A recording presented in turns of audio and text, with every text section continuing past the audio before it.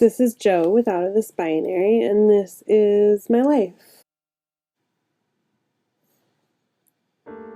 I grew up in small town Washington, USA, on the eastern side of the state where it's a desert, and I grew up on a farm where we had a lot of animals, including a bunch of goats. They were my favorites, and some chickens, some really big chickens, apparently.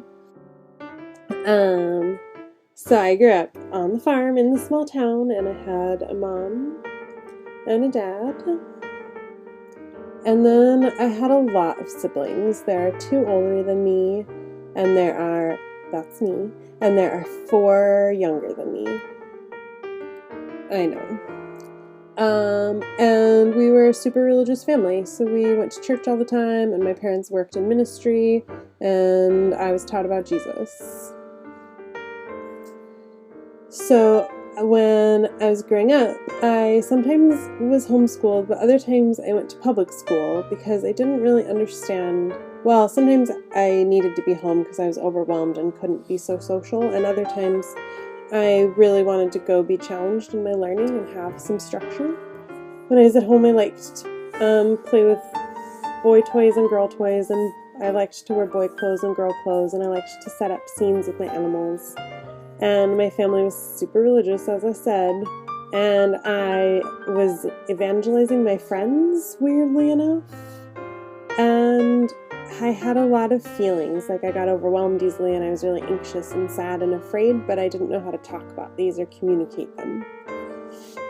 So I wrote stories to try and understand what was going on. In junior high, I was homeschooled full-time, which meant that I took care of my siblings most of the time and read a lot of books to myself. My body was changing, so it was puberty, and so I got really big boobs, and my periods were really painful, and I grew a lot of body hair, and I also had stomach problems, and my intestines hurt, and I was so confused and afraid, and feelings I didn't know I even could name. And that's when I first started wanting to kill myself, was when I was about 12. But my family told me that Jesus was going to be the one who would make me feel better, which made me feel a lot worse about myself. So I wrote a novel to try and deal with that. I also was involved in a Bible study then with a lot of lesbians, and that was my first exposure to gay people, which was really nice. So when I went to high school, I was in public school full-time, and it was really hard for me to find friends, but I ended up getting to hang out. I ended up finding my way eventually, and I found my way to the queer kids, weirdly enough, and they all were black, and they were just really nice people, and I'm glad I got to hang out with them. I didn't know who I was, though. I was really confused, and I was still involved in religious organization, going to like camps in the summer and volunteering. So I was writing all the time about my life, trying to understand it, but I still didn't understand what was happening. Except I did start to understand that I was attracted to girls and not boys as much. At least that's what I understood at the time. But I didn't know that that meant that I could be gay. And instead I just kind of wanted to die a little bit more. And then when I was 17, my parents split up. And that really changed a lot for me. My family had been like this perfect family, I thought, but I learned we weren't so perfect, and I didn't know how to handle that. And I lost a bunch of my friends because I was overwhelmed and couldn't handle my friends because I needed to focus on taking care of my family. I was taking care of my siblings a lot still. So I cut off all my hair at the end of that year, and then I went away to college because I had to get out of there. When I got to college, I went to a private Christian college, and I bounced around a lot of majors, but I ended up studying Christian theology the most, so that's what I majored in.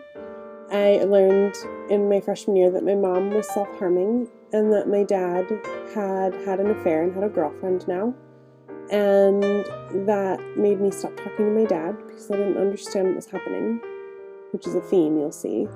And then I started having panic attacks and meltdowns, and really didn't understand how to live and wanted to self-harm, but I didn't want to be like my mom, and so I didn't. and I had a hard time making friends and being comfortable with them because I was lonely, but I also really wanted to be alone. So I dropped out of college a few different times to go and live in California with family friends, but I kept going back to school in Seattle, and I started to think I might have a learning disability or something, but didn't understand the process to go through to figure out if I did. Then I went and studied abroad in Uganda and made good friends there, but I also triggered my PTSD. And when I got back, I learned I had really bad health problems and had PCOS and IBS. So my senior year, I came out, kind of. I fell in love with a girl and started dating, and my panic attacks got really bad, and my suicidal ideation was really, really bad. But I came out as a lesbian anyways, and was heading towards graduation, but my grades started to fall, and I lost my friends because I'd come out, and my family was really judgmental about me being gay, and that was really hard. But I still managed to graduate in 2012, and I broke up with my girlfriend, and I moved in with my dad and his girlfriend back in my hometown, which made me feel really uncomfortable and really had a hard time there.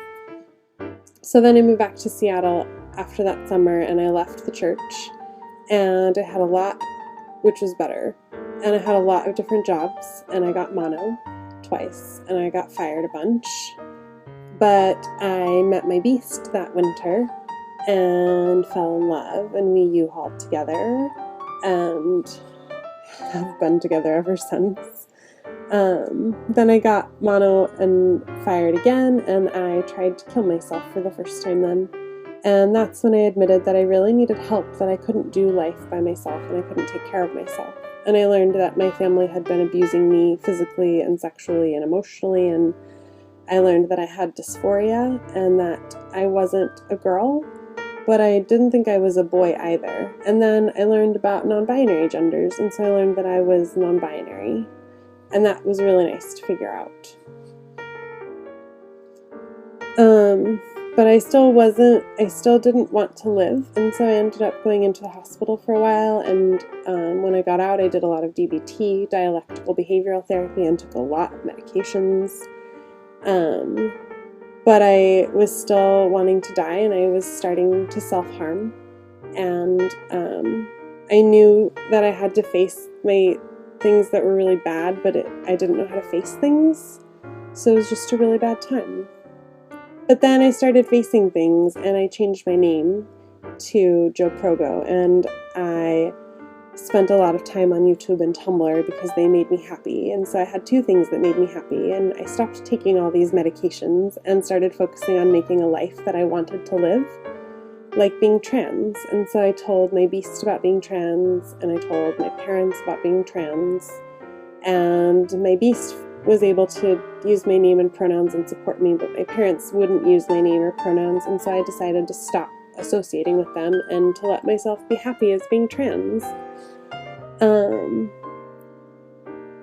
And focusing on me and who I was allowed me to figure out a lot of things about myself, like I like to have blue hair, and I am autistic, and letting myself be autistic is a beautiful thing for me, and I learned that PCOS is an intersex type, which is another really great, beautiful thing to learn.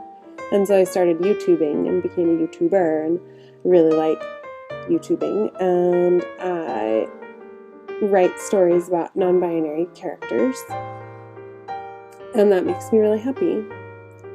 So now I'm here. I'm 26 years old, and my pronouns are they, them, and my gender is galaxy gender, and I'm intersex and autistic and neurodivergent. I live with my beast and my service dog and all of our houseplants, and I really like that. I have a few really good friends, and they use my pronouns, or they correct themselves if they don't. And I write all the time, and I YouTube all the time, and these things make me really happy, and so I focus on doing the things that make me the happiest. I love learning about space. It's my special interest, and so I spend a lot of time learning about future dates of comets and solar eclipses. I learned that stimming was a much better way to handle stress than self-harm, and so I stim instead of self-harm. And I learned that instead of wanting to die all the time, I could look forward to solar eclipses and comets, and that made me really, really want to live. So now I focus on being alive instead of wanting to die so much. And I have stopped wanting to die, which is really nice. And I want to be alive now to see how our species change and to see who we become, and I want to write stories about it. My name is Joe, and this was my story.